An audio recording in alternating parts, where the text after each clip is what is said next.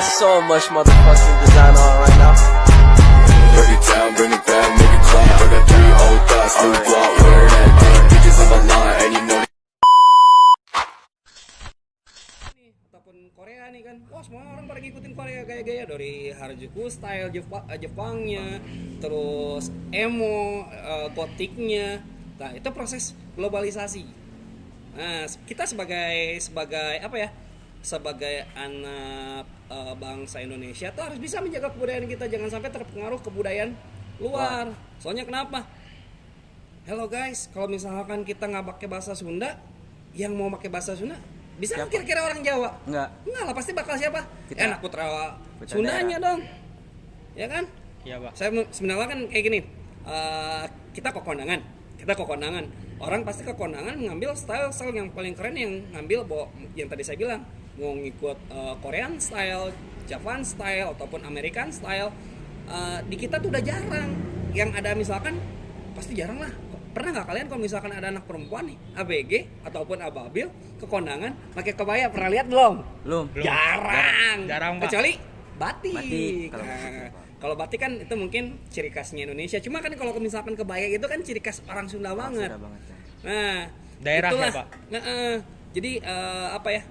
Mempunyai rasa bangga ke daerah masing-masing. Nah, makanya di sini mungkin kita juga udah bisa dibilang udah masuk nih ke dampak pengaruh dari globalisasi. Nah, globalisasi itu kalau misalkan kita definisikan, globalisasinya itu dunia, artinya replika dunia, yang mungkin globalisasinya itu proses mendunianya suatu kebudayaan yang mempengaruhi budaya lain. Budaya asli kita, daerah tersebut, misalkan di Indonesianya gitunya, seperti Jepang juga udah termasuk daerah negara yang globalisasi. Karena apa? Mereka mungkin banyak dari pengaruh juga sih, pengaruh dari sejarahnya apa? Di tahun 1945 di 8 Agustus itu mereka itu udah kalah perang dari siapa? Dari Amerika. Akhirnya invasi Amerika itu berlebihan ke sana, akhirnya budaya Amerika itu masuk ke Jepang, sehingga proses globalisasi di Jepang itu sangat cepat banget. Ya walaupun budaya Jepang juga belum punah, itu masih ada yang mungkin bukan anak milenium sih. Kalau anak milenium anak tahun 2000 ke sini, ya mungkin angkatan saya sekitar anak tahun 1980-an, itu ada yang masih bangga menggunakan kimono gitu. Nah, penyebab globalisasi kalau menurut kalian sendiri apa? Aku tadi udah nyebutin apa? Invasi dari negara tersebut, itu udah pasti ya. Cuma kalau invasi mungkin hanya negara-negara yang berpengaruh besar ke negara yang lain, misalkan contoh kayak Amerika ke Jepang, Amerika ke kita, Jepang ke kita. Walaupun gitu ya, kalau sekarang mungkin Cina juga udah sedikit ada masuk, pengaruhnya besar di Indonesia, tapi pertahanan moral kita masih kuat gitu dibandingkan dengan budaya yang Cina kirimkan ke kita. Cuma kita lebih cenderung mungkin ke style gitu ya, seperti halnya di Korea ataupun dari Jepang ataupun dari Amerika. Itu yang pertama, kalau ke negara kita itu penyebab globalisasi yang paling dominan yang pertama itu TV. Ya walaupun sekarang TV udah nggak zaman ya, udah jarang udah nggak zaman, sorry. Kita udah zaman handphone, gadget coy. Nggak ada handphone 2 minggu disita di sekolah, anak-anak langsung gelisah. Lebih baik dikebugin katanya daripada disita handphone. Pak, mending gede kebukaan abi weh Pak daripada abi disita handphone. Alah. Nggak tahannya Pak. Nggak tahan banget kalau nggak ada handphone. Emang bener itu kerasanya kalian kalau misalkan sehari ataupun 2 hari tanpa handphone benar-benar kehilangan bagian jiwa kalian gitu. Hampa banget gitu kalau nggak ada handphone. Saya sih jujur ya, suka berpetualang gitu. Petualang otomatis ya nggak ada sinyalnya. Tanpa handphone biasa aja sih, nggak jadi masalah. Cuma kalau saya yang rada riskan mungkin karena saya seorang PNS, ya sinyal buat ngabsen gitu. Ya kalau di kita itu pengaruh penyebab globalisasi yang paling kuat itu yang pertama mungkin TV kita udah jarang. Karena kita kebanyakan nonton sinetron gak jelas, yang ujungnya kayak gimana, yang gak berfaedah, please deh, gak zaman banget. apalagi kalau tayangan-tayangan di TV yang berbau dengan pendidikan gitunya, misalkan seperti halnya kuis aja. Kuis-kuis itu kan secara tidak langsung itu kan entertainnya ada, nambah wawasannya ada, pengetahuannya banyak banget. Tapi malah semakin sini makin kurang tuh acara-acara kuis. Kita waktu itu ada Pamilih 100, Komunikata, ataupun yang lainnya gitu. Kita malah nggak ada, malah kehabisan acara-acara di TV itu sama siapa? Sama sinetron yang kagak jelas. Makanya anak-anak kita tuh jadi pada lebay semua, jadi alay. Nah, jadi kalau kita pengaruhnya kalau misalkan globalisasi itu bukan karena pergaulan, bukan karena TV, tapi lebih cenderung ke handphone. Karena di handphone kita ada medsos atau media sosial. Sehingga kadang-kadang kan kita lagi nggak mau ngebuka konten apa, tiba-tiba masuk. Itu karena ada algoritmanya di situ ya. Jadi akhirnya tadinya kita nggak mau nonton itu, kita nonton. Oh jadi ternyata kayaknya keren banget tuh kalau misalkan kita ngikutin Korean style gitu. Padahal kalau misalkan saya suruh nyanyi, ini misalkan siapa ya? Si Lisa. Bener-bener lagunya si Lisa Blackpink nih, si Lisa kayak paham. Lu tahu nggak artinya? Kagak apa. Dasar kaleng opak.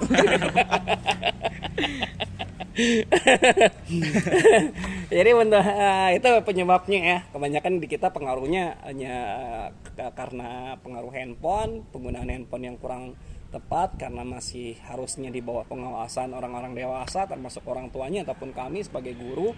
Ya itu mungkin penyebab salah satu proses globalisasi yang masuk ke kita sehingga ada beberapa siswa mungkin bahkan bisa dibilang keseluruhan ya kalau untuk siswa perempuan udah jarang tuh bangga akan dengan budaya yang kecil loh. Jangan budaya Indonesia kita kalau ada berapa puluh provinsi di sini kita harus menyukai semua provinsi, susah banget. Minimal satu aja budaya provinsi kita sendiri, provinsi Jawa Barat yang identiknya dengan batik suku Sunda.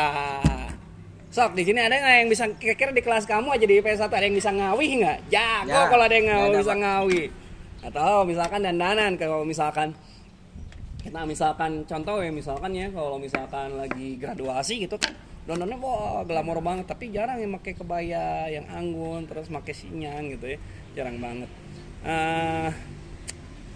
Mungkin kalau bentuk globalisasi salah satunya itu yang tadi saya sebutin. Kalau dampaknya, kalau globalisasi, kalau pertama sih yang paling parah, kalau menurut saya sendiri, kita kehilangan identitas kita sebagai suku Sunda. Jadi tergantikan dengan budaya asing. Identitas kita hilang. Apalagi untungnya kita pelajaran bahasa Sunda tuh belum dihapuskan. Kalau udah sampai dihapuskan, udah kayaknya suku Sunda kayaknya bakal punah. Makanya tuh waktu kita tuh bahasa Sunda tuh bukan pelajaran bahasa lagi. Jadi pelajaran apa? Pelajaran sejarah anjir. Soalnya udah hilang. Di museumin. Soalnya udah hilang ya, Pak. Kebayang tahun 2023 di tahun 2045 Pak. Ternyata sudah jadi sejarah suku Sunda itu. Nah dampaknya kayak gitu kalau misalkan pengaruh globalisasi sangat kuat banget ke kita. Ya ada efeknya itu. Identitas kita sebagai suku Sunda udah bakal hilang. Terus apa lagi sih masalah ini tuh? Kira-kira menurut kalian? Dampak positifnya ya mungkin lebih berkembang aja gitu. Kalau ya pasti ya kita jangan membicarakan negatifnya doang. Ya kalau misalkan dari segi positif betul ada kalau globalisasi ya mungkin globalisasi kan kita ada pertukaran pengetahuan ya termasuk juga di situ kalau globalisasi identiknya kita dekatnya ke modernisasi ya kan ya memang kalau dulu kan zaman kalian mungkin tahun berapa ya 2003 udah lahir belum Pak 2004 udah lahir belum 2005 nah 2005 itu kasarnya handphone bisa punya kamera itu pakai piling kayak gini kamera belakang itu udah keren sumpah kadang-kadang nih kalau mau pamer janjian nih misalkan nih saya nih sama Pak Nabil saya punya handphone kalau dulu disebutnya handphone cinit nih poliponik gitu ya asal ada warna gitu ada suara Bil nanti kalau gue lagi nongkrong di mall lu telepon gue ya biar gue kelihatan keren kayak punya handphone aja udah seneng banget disimpan aku diangkat halo Jadi anak milenialnya zaman dulu. Iya, kalau dulu kan asal punya handphone yang bisa foto aja itu udah keren banget. Tapi handphone sekarang kalau misalkan dipakai pasti bakal kelihatan jadulnya. Itu mungkin salah satu dampak positifnya dari globalisasi. Kita mungkin dari segi teknologi kita berangsur-angsur menjadi modernisasi. Ya, walaupun lihat banyak sekarang mobil aja kan udah nggak ada yang manual, udah banyak yang matic, termasuk motor juga. Dulu tahun saya belum ada tuh motor matic. Dulu pakai motor Supra itu udah keren banget, bisa ngebonceng cewek loh. Sumpah, kebanyakan kita kalau misalkan mau ke sekolah tuh kalau nggak, jarang sih pakai sepeda. Kalau nggak jalan kaki, naik angkot. Nah, itu dari proses dampak dari globalisasi secara positifnya ya mungkin itu salah satunya itu. Ya termasuk kita juga mungkin jadi lebih mengenal bahasa asing. Nah, karena akhirnya kalau misalkan contoh nih, saya punya cita-cita nih pengen jadi pemain sepak bola profesional. Iya, Pak. Kebetulan saya misalkan tanda tangan kontrak tuh sama Manchester Usman Usman MU Mang Manchester United gitu. Usman. Saya kira punya Usman tanya United deh. Manchester United. Nggak mungkin dong saya main di Manchester di Old Trafford Tapi pakai bahasa Sunda. pakai bahasa Sunda atau harus pakai Bahasa Inggris. Bahasa Inggris. Itulah mungkin salah satu dampak positifnya, kita jadi lebih mengenal bahasa asing. Ya mungkin kalau bahasa asing yang lebih yang lebih dominan yang mendunia itu cuma dua sih sebenarnya, Jepang sama Inggris. Cuma kalau untuk Inggris logatnya atau aksennya itu lebih berbeda daripada aksen Amerika. Contoh misalkan lihat di sana ada rumput, kalau di Inggris itu disebutnya grass. Grass itu rada, kalau di kita itu Jawa medok, grass. Tapi kalau di Amerika itu grass. Itu aksennya berbeda di situ. Karena kalau di Inggris itu ada manner, ada tata krama.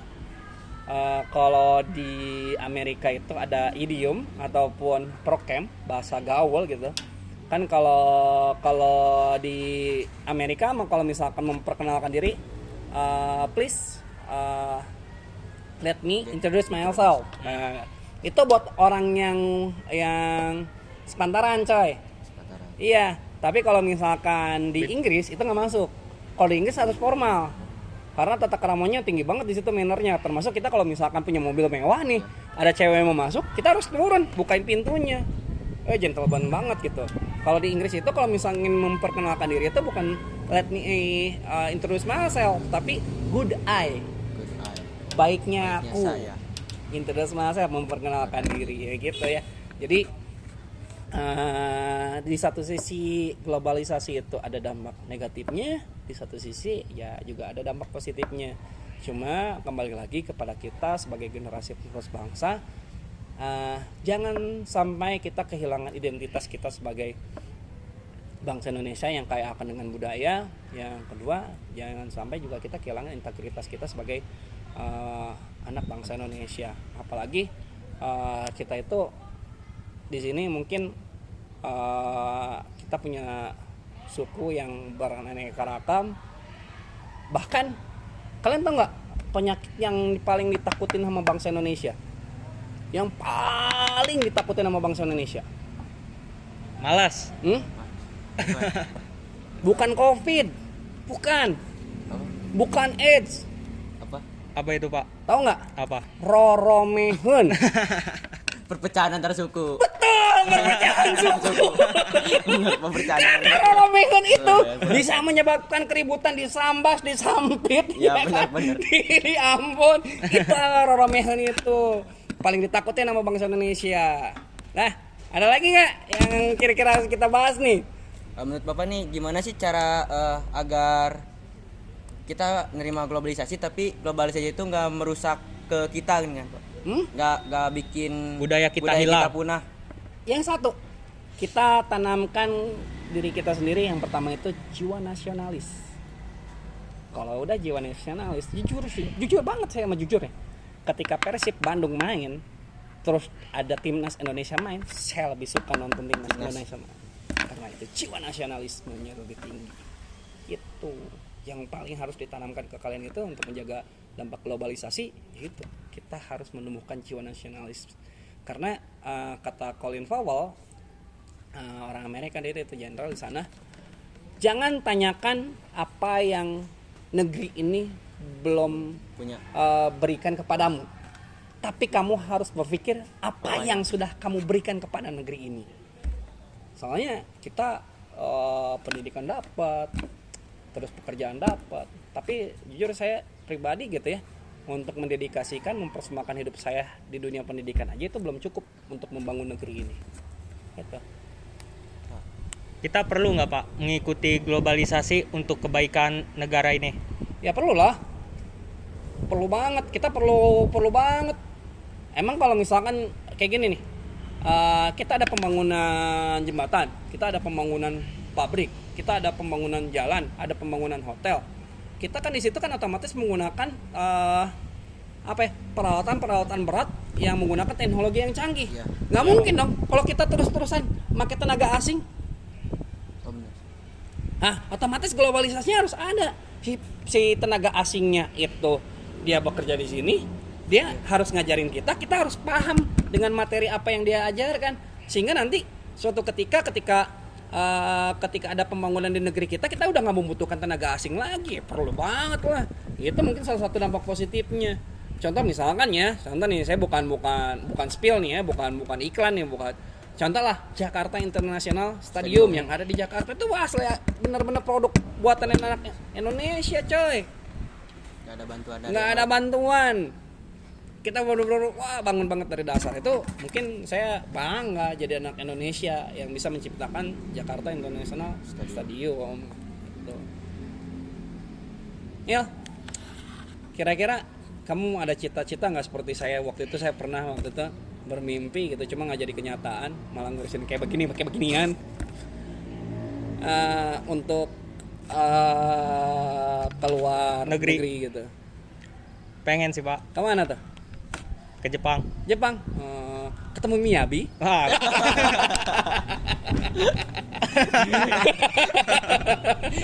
Udah tua Miyabinya. Enggak lah. Apa yang membuatmu pengen ke Jepang tuh? Pengen nyobain sensasi baru di negara lain gitu. Cuma sebatas sensasi ya. Kalau aku sih enggak mungkin nanti seiring dengan bertambahnya usia otomatis pola pikirmu akan juga bakal meningkat. Pasti kamu bakal lebih paham apa yang perlu kamu lakukan. Ya contoh aja misalkan gitu ya, kalau ke Jogja gitu kayak kemarin kan, kalau misalkan emang kita perlu ke Jogja sih karena apa? Momen yang nggak bakal bisa kebeli dengan uang. Saya kemarin misalkan saya ke liburan misalkan kemarin ke Bali sama keluarga, emang sih bikin keluarga saya seneng, itu ada reward tersendiri. Tapi kalau misalkan ke Bali atau ke Jogjanya bareng sama teman-temannya satu pekerjaan, kemarin misalkan mau Panabil, ketawa-ketawa di bus, emang itu ada momen yang nggak bisa tergantikan dengan uang gitu. Ya mungkin itu juga kita juga perlu sih untuk study tour juga. Ya walaupun gitunya ya di situ juga bagus sih, tujuan study tour itu namanya juga study itu belajar, turnya itu mungkin touring di situ sambil kita karya wisata. Ya kita sambil melihatnya, mungkin situs-situs di situ ada Prambanan, ada candi-candi, ada sejarah bangsa Indonesia, ya kita pelajarin gitu. Jangan sampai kita belajar candi Prambanan tuh harus ke Belanda gitu. Iya, karena kebanyakan artefak-artefak yang hilang itu kadang-kadang ada di Belanda gitu. Kita jangan sampai kita belajar sejarah negara kita sendiri itu kita ke negeri orang gitu. Ya cukup ada di Jogja juga udah lebih dekat gitu, sekalian berlibur, tapi kita juga nyari bukan nyari jodoh ya. Kemarin gitu tuh brengseknya anak-anak perempuan tuh. Wih, serius saya mah. Cowok nih tampangnya biasa, duitnya lumayan lah. Nembak ke cewek diterima. Pulang dari Jogja diputusin. Jadi buat ngejajanin doang di Jogja. Biar agak sepi. Biar ada yang nemenin jalan. Udah, gitu ya. Sudah. Saya berharap sih banyak kepada kalian, mungkin sebagai generasi penerus bangsa, Kalian jangan sampai masuk ke arus globalisasi, tapi kalian harus membentengi diri kalian untuk tidak terdampak dari proses globalisasi. Tunjukkan jati diri kalian sebagai anak putra bangsa Indonesia. Terima kasih atas waktu yang kalian berikan. Saya tutup. Assalamualaikum warahmatullahi wabarakatuh. Waalaikumsalam. Terima kasih, Pak. Sama-sama.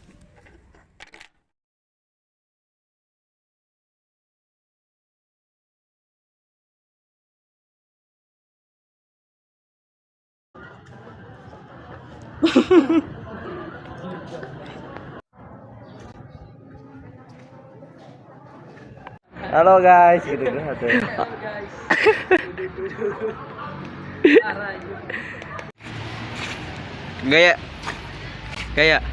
Gaya bos.